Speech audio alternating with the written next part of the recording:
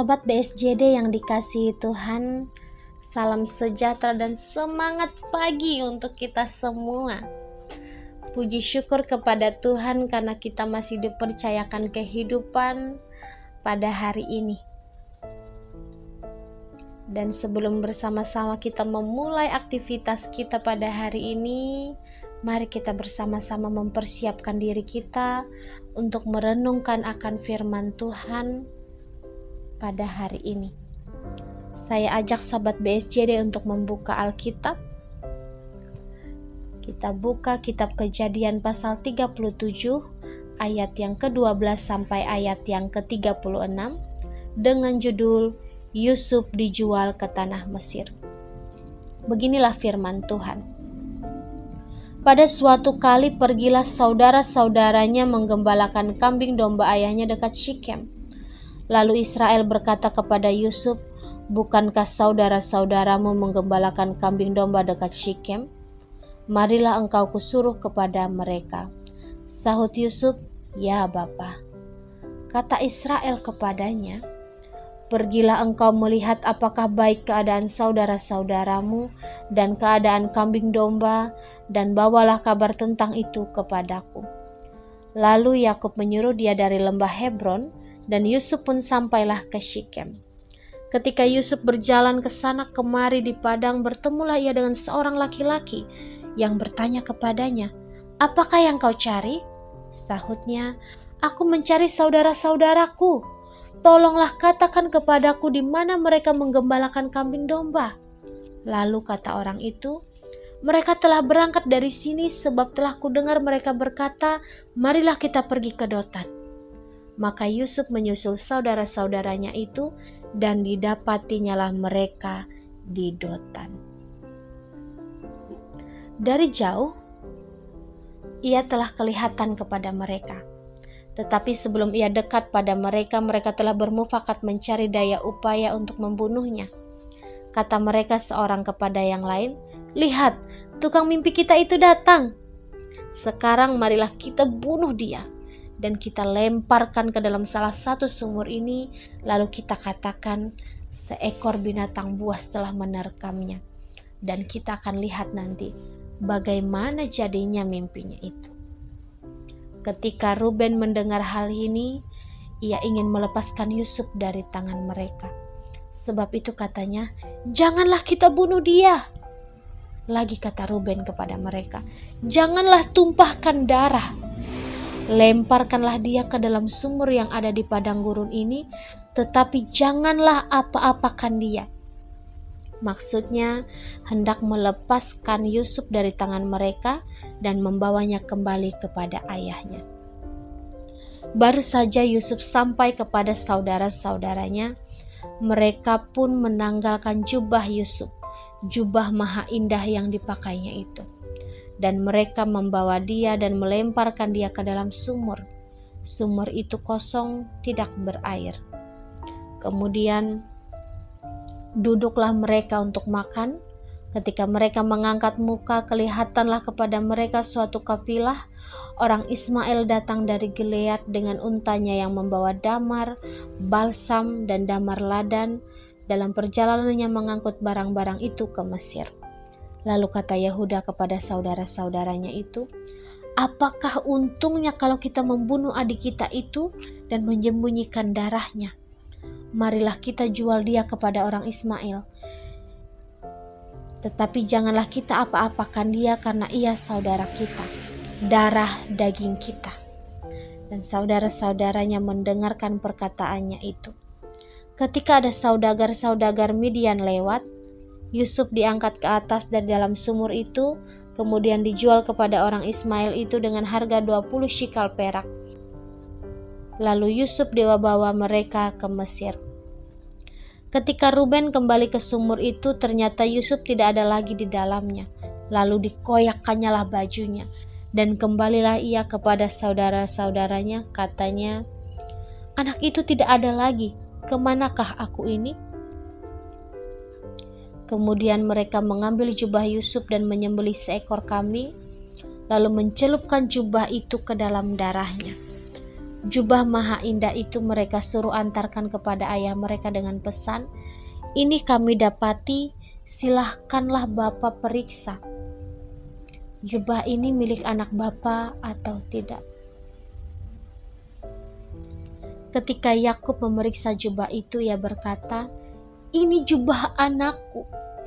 Binatang buas telah memakannya, tentulah Yusuf telah diterkam."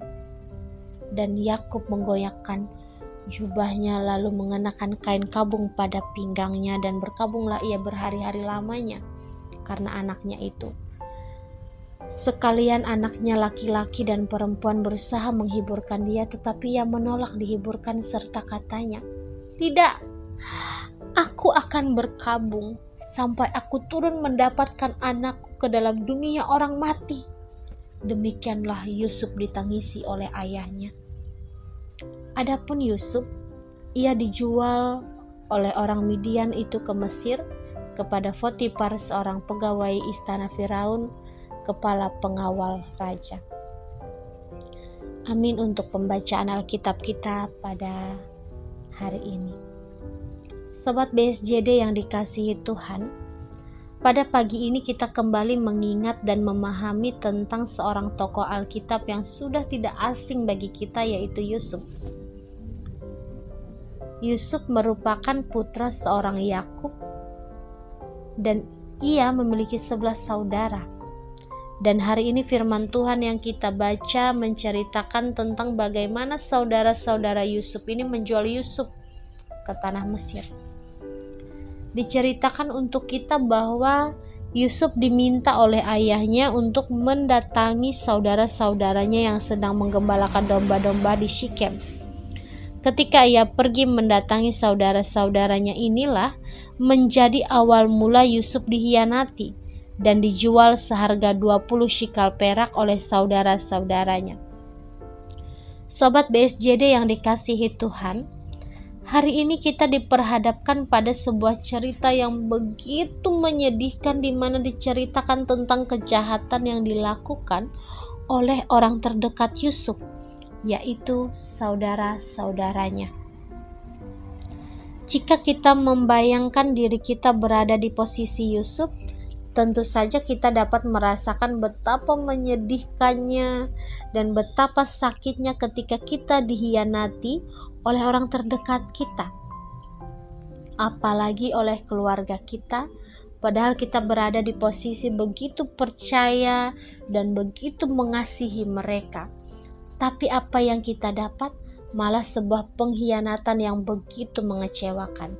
Itulah perasaan Yusuf. Namun pada perenungan kita hari ini, firman Tuhan tidak membawa kita untuk fokus pada satu hal saja, yaitu pada perasaan kecewa Yusuf ketika ia dihianati. Tetapi firman Tuhan hari ini membawa kita untuk melihat segala sesuatunya dengan mata dan pikiran yang lebih luas, terutama untuk fokus melihat apa sebenarnya tujuan dari kejadian atau peristiwa menyakitkan, menyedihkan, dan mengecewakan di dalam hidup kita. Yusuf diizinkan Tuhan untuk merasakan kecewanya dihianati oleh saudara-saudaranya. Bahkan diizinkan Tuhan untuk jauh dari keluarganya. Ia hidup di Mesir setelah ia dijual oleh saudara-saudaranya. Mengapa kira-kira prosesnya harus demikian? Mengapa harus dimulai dengan cara dihianati, bahkan oleh orang-orang yang terdekat dengan Yusuf? Itu sangat menyakitkan dan membuat trauma bagi Yusuf. Itu yang ada di benak kita ketika kita menghadapi masalah dan fokus pada masalah saja. Mari kita mengambil napas sejenak dan mulai memikirkan sebenarnya apa tujuan Tuhan sehingga perkara-perkara sukar diizinkan terjadi di dalam kehidupan kita manusia. Bahkan Tuhan izinkan Yusuf mengalami hal-hal demikian. Yang pertama, mari kita melihat bagaimana kehidupan Yusuf dan keluarganya. Di Alkitab tertulis bahwa Yusuf ini merupakan anak yang begitu dikasihi oleh ayahnya. sehingga ia diistimewakan bahkan menggunakan jubah yang maha indah. Dilihat dari sudut pandang manapun, kita pasti berada pada kesimpulan bahwa Yusuf hidupnya begitu bahagia dan nyaman ketika ia bersama dengan keluarganya. Lalu yang kedua, apakah dengan hidupnya yang nyaman itu bisa membuat Yusuf segera mencapai tujuannya, yaitu tujuan Tuhan, maunya Tuhan untuk menjadikannya sebagai pemimpin hebat di Mesir? Mungkin kita ragu untuk menjawab. Karena selama hidup dengan keluarganya, Yusuf belum dipersiapkan dengan matang untuk memimpin, walaupun di dalam dirinya tertanam karakter yang bagus untuk memimpin. Oleh sebab itu ia dipilih oleh Tuhan. Lalu yang ketiga, karena demikian sebagai persiapan untuk menjadi pemimpin yang hebat, Yusuf diizinkan untuk hidup jauh dari keluarganya dengan cara yang berbeda, yaitu dimulai dari dikhianati dan dijual sehingga ia tiba di Mesir dan dibentuklah di sana. Oleh sebab itu Sobat BSJD yang dikasihi Tuhan, kita akhirnya berada pada kesimpulan bahwa segala sesuatu yang terjadi di dalam kehidupan kita ini, entah itu kejadian yang menyenangkan, bahkan kejadian yang menyedihkan, itu semua ada tujuannya untuk kehidupan kita. Seperti halnya cerita Yusuf hari ini. Mungkin kita hari ini berada pada titik terendah dalam hidup kita. Bahkan hari ini diizinkan Tuhan untuk merasakan sakit hati karena peristiwa-peristiwa menyedihkan terjadi. Namun firman Tuhan hari ini kembali mengingatkan kita bahwa segala sesuatu yang terjadi karena ada maksud dan tujuannya, yaitu untuk membentuk diri kita menjadi lebih baik. Oleh sebab itu, jika kesukaran datang dan membuat kita lemah, mari kita ambil nafas sejenak dan mengingat bahwa kesukaran ini merupakan proses kehidupan untuk menjadikan saya dan Sobat BSJD berhasil. Sebab Yusuf telah membuktikan untuk kita semua bahwa proses kehidupan yang dialaminya bukan untuk menghancurkannya, tapi untuk menjadikan ia berhasil di dalam hidupnya. Amin untuk firman Tuhan. Mari kita berdoa. Segala pujian, hormat serta kemuliaan hanya bagi Tuhan Sang Pemilik kehidupan kami manusia. Mengucap syukur atas firman Tuhan yang boleh kami renungkan bersama, kami diingatkan dari cerita seorang Yusuf bahwa segala hal di dalam hidup kami, baik itu peristiwa menyenangkan dan menyedihkan, semuanya mempunyai maksud dan tujuan untuk hidup kami. Oleh sebab itu, ketika kesukaran diizinkan terjadi atas hidup kami, mohon Tuhan anugerahkan hati yang sabar dan bijaksana dalam menghadapinya, sehingga kami bisa melihat bahwa kejadian di dalam kehidupan kami bukanlah sebuah bencana dan kemalangan, tetapi merupakan bagian dari proses kehidupan yang menjadikan kami berhasil. Ya Tuhan, kami percaya setiap langkah kehidupan kami Tuhan yang beserta. Oleh sebab itu, kami akan aman ke depannya. Kami mengawali hari ini dengan meminta penyertaan Tuhan.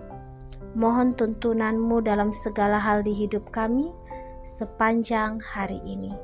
Di dalam nama Tuhan Yesus Kristus kami berdoa. Amin.